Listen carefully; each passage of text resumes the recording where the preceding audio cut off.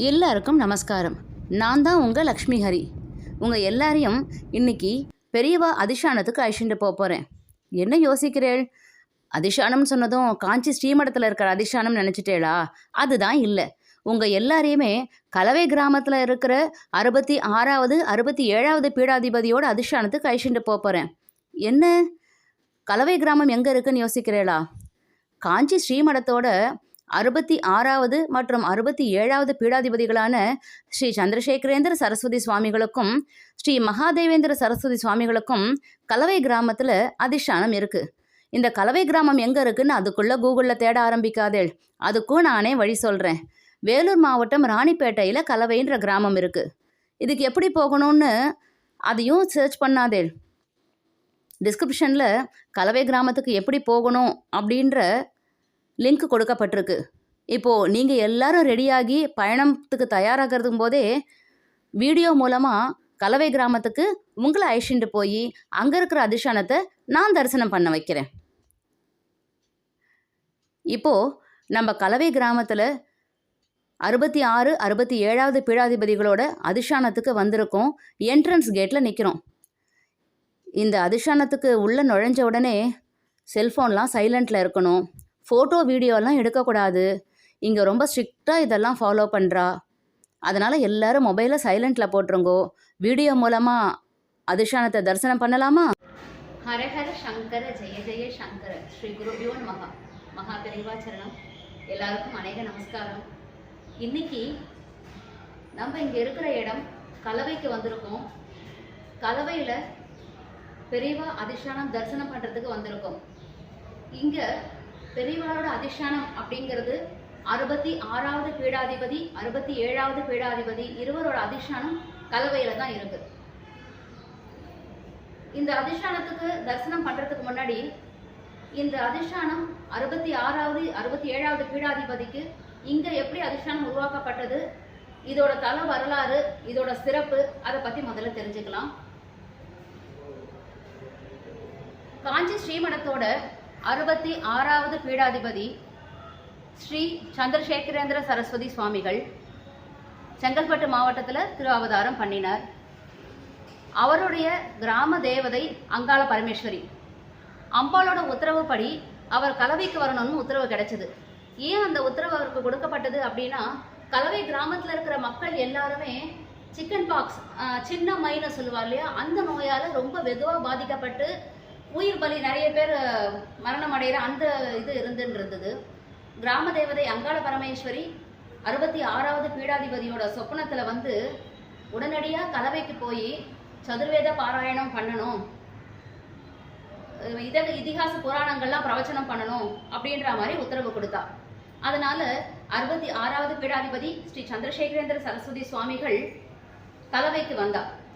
கலவைக்கு வந்து இங்கே முகாமிட்டு அம்பாள் உத்தரவுப்படி பாராயணங்கள், வேத பாராயணம் எல்லாம் பண்ணி இங்கே இருக்கிற அந்த கஷ்டங்கள், அந்த துக்கங்கள், மக்களை ஆட்கொண்டிருந்த அந்த சின்னம்மை வியாதி, இது எல்லாத்தையுமே குணப்படுத்திட்டு இங்கே கேம்ப் போட்டிருந்தா. 66வது பீடாதிபதி இங்கே முகாம் போட்டுருக்க நேரத்தில் 68வது பீடாதிபதியாக இருந்த நம்மளோட ஸ்ரீ மகா சுவாமிகள், அப்போ அவர் சுவாமிநாதன், அடிக்கடி இங்கே வர்றது, ஸ்ரீமடத்துக்கு வர்றது, இந்த கேம்புக்கு வர்றது, ஆச்சாரியால தரிசனம் பண்றது அப்படின்ற மாதிரி இருந்துருந்தா. இந்த சின்னம்மை நோய்க்கான குணப்படுத்துறதுக்கான மந்திரங்கள், ஜபங்கள் எல்லாம் இதெல்லாம் பண்ணிட்டு இருக்கிற நேரத்துல சுவாமிநாதனும் வந்து ஆச்சாரியால தரிசனம் பண்ணி எல்லாம் பண்ணிட்டு இருக்கப்ப சுவாமிநாதன் மனசுல ஒரு தீவிரமான எண்ணம். அவருக்கு இங்கேருந்து கிளம்பி போகவே மனசு வரல. நம்ம இங்க ஆச்சாரியோட பீடாதிபதியோட இருந்துட்டா என்ன அப்படின்ற மாதிரி சுவாமிநாதனுக்கு மனசுல தோண ஆரம்பிச்சிடுது. ஆச்சாரியாலோட இருந்த ஆச்சாரியால் கேட்குற கேள்விக்கெல்லாம் ரொம்ப அழகாக பதில் சொல்லிட்டு ருத்ரம் சொல்லி காமிக்க சொன்னான் 66வது ஆச்சாரியால். சுவாமிநாதன் அதெல்லாம் சொல்லி காமிச்சார். எல்லாம் வந்து ரொம்ப குழந்தைக்கு நல்ல ஞானம் இருக்குன்றத 66வது பீடாதிபதி புரிஞ்சுட்டார். ஒரு 2-3 நாள் இங்கே தங்கினதுக்கப்புறம் கட்டாயத்தின் பேரில் அம்மா அப்பாவோட சுவாமிநாதன் கிளம்பி திண்டிவனம் போயாச்சு.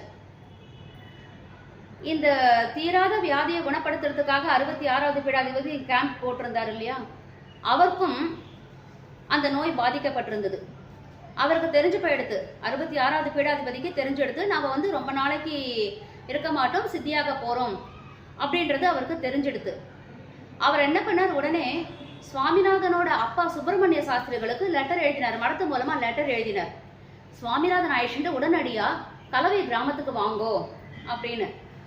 சுவாமிநாதனோட அப்பா சுப்பிரமணிய சாஸ்திரிகளுக்கும் மகாலட்சுமி அம்மாளுக்கும் என்ன பண்றதுன்னே தெரியல. மடத்துலேருந்து உத்தரவு வந்திருக்கு. உடனே சுவாமிநாதன் ஆயிடுச்சுட்டு கிளம்பிட்டா. திண்டிவனத்துலேருந்து கிளம்பிட்டு கலவைக்கு வந்து சேர்ற நேரம் சுவாமிநாதன் கலவையை இன்னும் நெருங்க கூட இல்லை. அதுக்குள்ள இந்த 66வது பீடாதிபதி சித்தி ஆயிட்டார். 66வது பீடாதிபதி சித்தியானதுக்கு அப்புறம் பீடம் வந்து காஞ்சி மடத்தோட இதுபடி பீடம் வந்து ஆச்சாரியர்கள் இல்லாம காலியா எம்டியா இருக்கக்கூடாது. அதனால அந்த ஒரு இடைவெளி நேரத்துக்கு யாராவது ஒருத்தர் கண்டிப்பா பீடத்துக்கு வரணும் அப்படின்ற ஒரு கட்டாயம், ஒரு தருணம். சுவாமிநாதனோட பெரியமா புள்ள லக்ஷ்மிகாந்தன் பேரு. இது வந்து பூர்வாசிரம பெயர். அவர் வந்து 66வது பீடாதிபதிக்கு சிசுஷெல்லாம் பண்ணிட்டு ஆச்சாரியாளுக்கு எல்லாம் பண்ணிட்டு இருந்தார். 66வது ஆச்சாரியா சித்தியானதுனால இம்மிடியட்டா லக்ஷ்மிகாந்தனை ஸ்ரீ மகாதேவேந்திர சரஸ்வதி சுவாமிகள் அப்படின்னு சன்னியாசாசிரம பேர் கொடுத்து 67வது பீடாதிபதியா காஞ்சி ஸ்ரீமடத்துக்கு நியமிச்சுட்டா. கலவையில அவ வந்து முகாம் எடுத்துட்டு இருந்தா. 66வது ஆச்சாரியாளுக்கு உடம்பு முடியாம இருந்தப்போ லக்ஷ்மிகாந்தன் பூர்வாசிரம பேர் கொண்ட இந்த மகாதேவேந்திர சரஸ்வதி சுவாமிகள் குருவுக்கு எல்லா பணிவிடையும் பண்ணிட்டு இருந்தார். அதன் காரணமா அவருக்கும் அந்த சின்னம்மை நோய் வந்து பாதிக்கப்பட்டெடுத்து. மகாதேவேந்திர சரஸ்வதி சுவாமிகள் 67வது பீடாதிபதி. 8 நாட்கள் மட்டும்தான் ஸ்ரீமடத்துக்கு பீடாதிபதியா இருக்க முடிஞ்சது. 66வது பீடாதிபதி சித்தியானதுக்கு அப்புறம் தான் சுவாமிநாதன் அம்மா அப்பாவோட கலவைக்கு வந்து சேர்றார். சுவாமிநாதன் கலவைக்கு வந்து சேர்ற நேரத்துக்கு 67வது பீடாதிபதிக்கும் உடல்நிலை முடியாம போறது. அப்போ அவரும் சித்தியாகிற நேரம் வந்துடுத்து. அப்போ சுவாமிநாதன் தான் ஸ்ரீமடத்தோட 68வது பீடாதிபதியா பொறுப்பேற்றுக்கணும் அப்படின்னு முடிவாகிறது. இது ஏற்கனவே 66வது பீடாதிபதி தீர்மானிச்சு வச்சதுதான். சுவாமிநாதனோட ஞானத்தை பார்த்து இந்த லோக சம்ரக்ஷணத்துக்கும் இந்த லோகத்தை காப்பாத்துறதுக்கும் சுவாமிநாதன் தான், சர்வேஸ்வரனே சுவாமிநாதனா பிறந்திருக்கான்னு முடிவு பண்ணி சுவாமிநாதன் தான் பீடத்துக்கு வரணும் அப்படின்றத முடிவு பண்ணி ஆச்சாரியாலா இருக்கணும் அப்படின்றத முடிவு பண்ணிட்டு சித்தி ஆயிட்டார். அவருடைய உத்தரவு, ஈஸ்வர ஆக்ஞை. 68வது பீடாதிபதியா 1907ஆம் வருஷம் 13 வயதே நிரம்பிய பாலகனா சுவாமிநாதன் என்று பூர்வாசிரம பேர் கொண்ட சுவாமிநாதன்ற குழந்தை ஸ்ரீ சந்திரசேகரேந்திர சரஸ்வதி சுவாமிகள் அப்படின்னு சன்னியாசாசிரம பெயர் கொண்டு 68வது பீடாதிபதியா இந்த லோகத்தை காப்பாத்துறதுக்கும் சனாதன தர்மத்தை வளர்க்கறதுக்கும் நம்மளெல்லாம் நல்வழிப்படுத்துறதுக்கும் பீடாதிபதியா தீட்சை எடுக்கின்ற இடம் இந்த கலவை. தன்னோட குரு 66வது பீடாதிபதி 67வது பீடாதிபதி 2 பேருமே இங்கதான் கலவையில தான் சித்தியானா. அதனால இங்க வந்து அவ 2 பேருக்குமே அதிஷ்டானம் எழுப்பணும் அப்படின்னு முடிவு பண்ணி கலவையில 2 பேருக்குமே அதிஷ்டானம் எழுப்பப்பட்டிருக்கு. மகா பெரியவா 100 வருடங்கள் இந்த பூமியில வாழ்ந்திருக்கா. பெரியவா சித்தியானதுக்கு அப்புறம் ஒரு பெரிய அதிசயம் என்னன்னா, மகா பெரியவா சித்தியானதுக்கு அப்புறம் இந்த கலவையில தன்னோட குருவான 66வது 67வது பீடாதிபதிகளோட அதிஷ்டானம் 2த்துக்குமே நடுவுல ஒரு துளசி செடியா ஸ்ரீ மகா பெரியவா இங்க திருவாவதாரம் பண்ணியிருக்கா. இன்னமும் நீங்க இந்த அதிஷ்டானத்துக்கு வந்து பார்த்தேன்னா 2 குருமார்களோட அதிஷ்டானத்துக்கு நடுவுல துளசி செடியா பெரியவா இருக்கா. இன்னமும் நம்ம தரிசனம் பண்ணலாம். இந்த ஜென்மத்துல இந்த லோகத்துல கண்டிப்பா நம்ம தரிசனம் பண்ண வேண்டிய ஒரு இடம் இந்த கலவை. நம்ம மகா பெரியவா சந்நியாசம் ஏத்துண்டது, தீட்சை ஏத்துண்ட இடம் இந்த கலவை. எவ்வளவு ஒரு புண்ணிய பூமியில இன்னைக்கு நம்ம இருந்துட்டு இருக்கோம். மகா பெரியவாளை பத்தி நம்ம பேசிட்டு இருக்கோம். இது எப்பேற்பட்ட பாக்கியம் அப்படின்றது வந்து வார்த்தைகளாலெல்லாம் சொல்லவே முடியாது. பெரியவா சங்கல்பம், பெரியவா உத்தரவு இன்னைக்கு இங்க வர வச்சிருக்கா. இப்படி ஒரு புண்ணிய பூமியில இருந்து பெரியவாளை பத்தி சொல்லிட்டு இருக்கோம். பெரியவா தீட்சை எடுத்துட்ட ஒரு இடத்த நம்ம நின்று பேசிட்டு இருக்கோம் அப்படின்றதெல்லாம் வந்து மிகப்பெரிய பாக்கியம். இந்த அதிஷ்டானத்தை பிரதட்சணம் பண்ணும்போது 2 பீடாதிபதிகளோட அதிஷ்டானத்தையும் 2 ஆச்சாரியர்களோட அதிஷ்டானத்தையும் சேர்த்து பிரதட்சணம் பண்ற மாதிரி தான் இருக்கும். இங்க பார்த்தேன்னா இங்க வில்வ மரம் இருக்கு.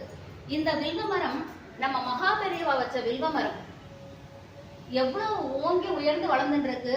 மேல இது ஷீட் போட்டு கட்டியிருக்கா. ஆனா அந்த வில்வ மரத்துக்கு இடம் விட்டு ரொம்ப அழகா ஷீட் போட்டு கட்டியிருக்கா. இந்த வில்வ மரத்தையும் சேர்த்து பிரதட்சணம் பண்ணி அதிஷ்டானத்தை நம்ம பிரதட்சணம் பண்ணிட்டு வரணும்.